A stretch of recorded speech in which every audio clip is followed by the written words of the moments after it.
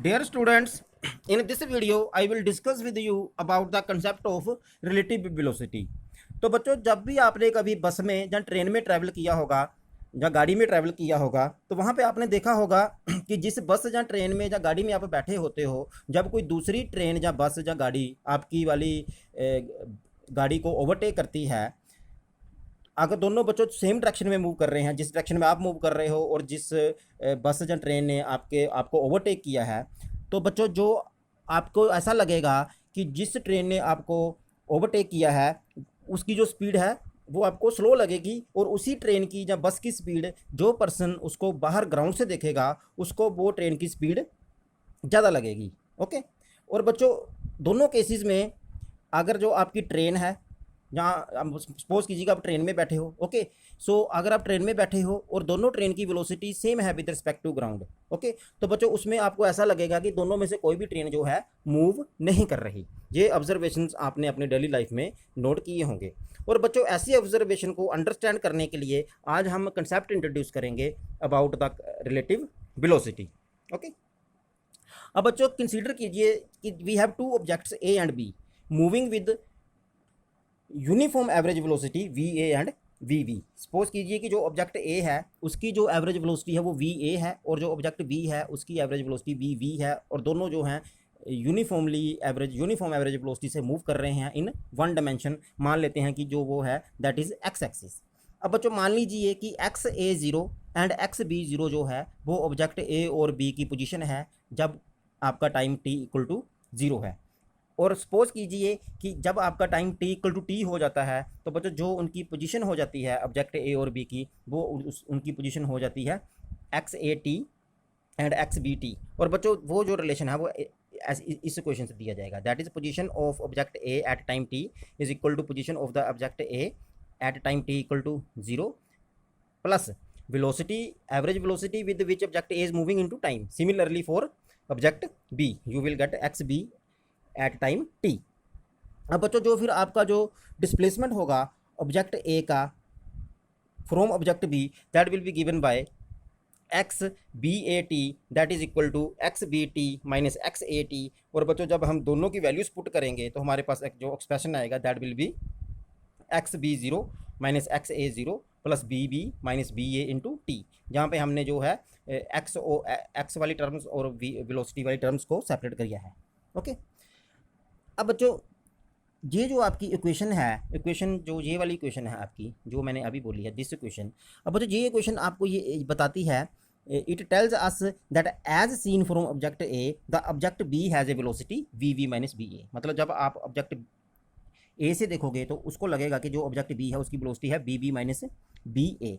बच्चों वो इसीलिए लगेगा क्योंकि जो डिस्प्लेसमेंट होगी फ्रॉम ए टू बी वो चेंज करेगी by an amount B B minus B A in each unit of time. तो बच्चों उसको हम ऐसा फिजिक्स की लैंग्वेज में बोलते हैं that velocity of object B relative to A is V V minus B A. और बच्चों सिमिलरली जो आपकी वेलोसिटी आएगी of object A relative to B that will be given by V A B which is equal to V A minus V V. बच्चों जब आप इन दोनों question को देखोगे, जो जो क्वेश्चन है B B A and B A B, यहाँ से आप देखोगे कि जो आपका बी ए बी है that is equal to minus B B A. Okay, ये दोनों जो हैं they have negative sign. Okay, तो ये आपको है, ठीक है। अब बच्चों अब इसकी ही मैं कुछ स्पेशल केस कंसिडर करूँगा about the concept of relative velocity. वो जो मैं केस करूँगा that will be discuss by using position time graph of two objects with different velocities. सबसे पहले हम कंसीडर करेंगे अगर आपके दो ऑब्जेक्ट ए और बी सेम वेलोसिटी से मूव कर रहे हैं, that is velocity of object A is equal to velocity of object B. तो बच्चों उस केस में जो आपकी अभी पीछे मैंने इक्वेशन डिस्कस की हैं तो आप देखोगे कि जब आपका velocity of A is equal to velocity of V हो जाएगा तो जो आपका वी वी माइनस वी आएगा दैट विल बी जीरो। इसका मतलब है जो आपका X B T minus X A at time T आएगा that will be equal to X B zero minus X A zero. बच्चों इसका मतलब ये होगा कि जो दो ऑब्जेक्ट होंगे वो एक कांस्टेंट डिस्टेंस उनके बीच में रहेगा और उनके जो पोजीशन टाइम ग्राफ आएंगे that will B parallel lines, क्योंकि उनके बीच का डिस्टेंस चेंज ही नहीं होगा। क्यों? क्योंकि दोनों की वेलोसिटी सेम है, तो वो at any time T distance उतना ही रहेगा जितना time T equal to zero पे है। ओके,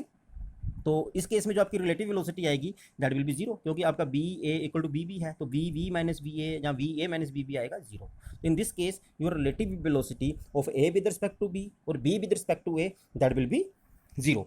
ओके, अब बच्चों जो दूसरा केस मैं आपको डिस्कस करूंगा position time graph of two objects with unequal velocity. Okay, तो उसमें बच्चों एक टाइम आएगा जहाँ पे दोनों ऑब्जेक्ट मीट करेंगे, और बच्चों जैसे इस इक्वेशन में ये वो टाइम है। Okay, T is equal to 3 second इस इक्वेशन में टाइम है। अब बच्चों मैं मान लेता हूँ कि अब जो दूसरा केस है position time graph of two object with unequal velocity, तो बच्चों अनइक्वल वेलोसिटी में क्या हो सकता है, आपकी ए की वेलोसिटी भी बी से ज़्यादा हो सकती है और बी की वेलोसिटी भी ए से ज़्यादा हो सकती है।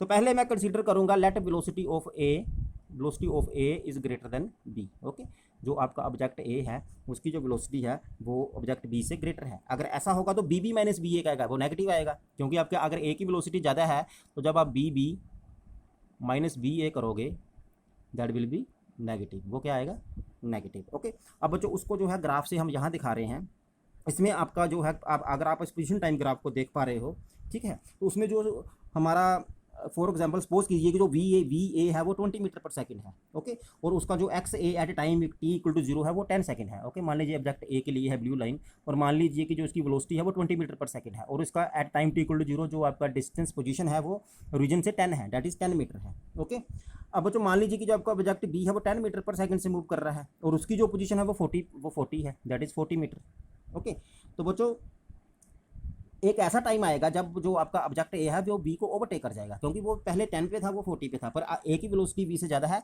तो at time T equal to 3 second object A will overtake B.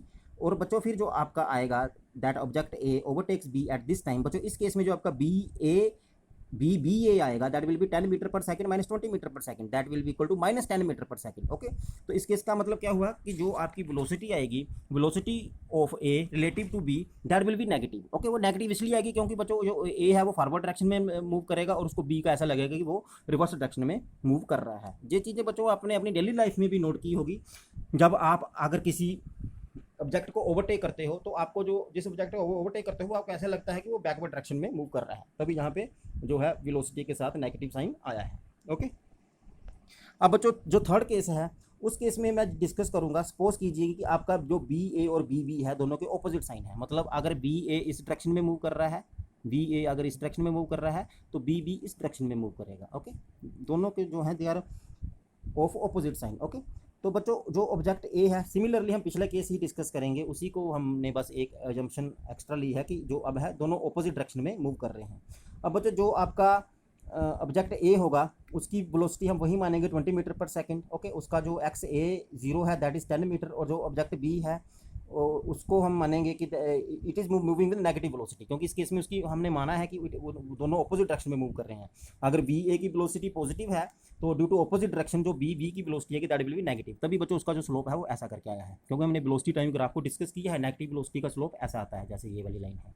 Okay, तो हम मान लेते हैं कि जो आपका बी वी है दैट इज माइनस 10 मीटर पर सेकंड। ओके, और जो उसका X T equal to zero पे है that is at X B is equal to 40 meter. Okay, अब बच्चों दो ऑब्जेक्ट मूव करेंगे, वो मीट करेंगे at T equal to 1 second. Okay, तो बच्चों इस केस में जो आपकी velocity of V relative to A आएगी that will be minus 10 minus of 20 meter पर second and that will be minus 30 meter पर सेकंड। ओके, और जो मैग्नीट्यूड होएगा वो दोनों का बराबर आएगा, वी वी ए का और वी ए बी का, दैट इज 30 मीटर पर सेकंड। ओके, और बच्चों जो मैग्नीट्यूड आएगा इस केस में that will be greater than the magnitude of velocity of A और दैट ऑफ बी। ओके, अगर बच्चों जैसे कि आपने कभी नोट किया होगा इसको ऑब्जर्वेशन को अपनी डेली लाइफ में कि जब आपकी ट्रेन और दूसरी ट्रेन या आपकी बस और दूसरी बस दोनों ऑपोजिट डायरेक्शन में मूव करती हैं तो आपको ऐसा लगता है कि जिस बस ने आपको ऑपोजिट डायरेक्शन में मूव कर रही है उसकी जब उसने आपकी बस को क्रॉस किया है उसकी वेलोसिटी जो है ज़्यादा लगती है, जो पर्सन ग्राउंड पे खड़ा होगा उसको कम लगेगी। ओके, तो this is what I mean to say by this. Okay, अब बच्चों ये जो आपके वी ए और वी बी के इक्वेशंस हैं ये तब भी वैलिड होंगे क्योंकि हमने तो यहाँ इनको एवरेज वेलोसिटी माना है। ओके, तो ये these are also valid if your V A and V B are instantaneous velocities. Okay, तो students that's all for today, thank you.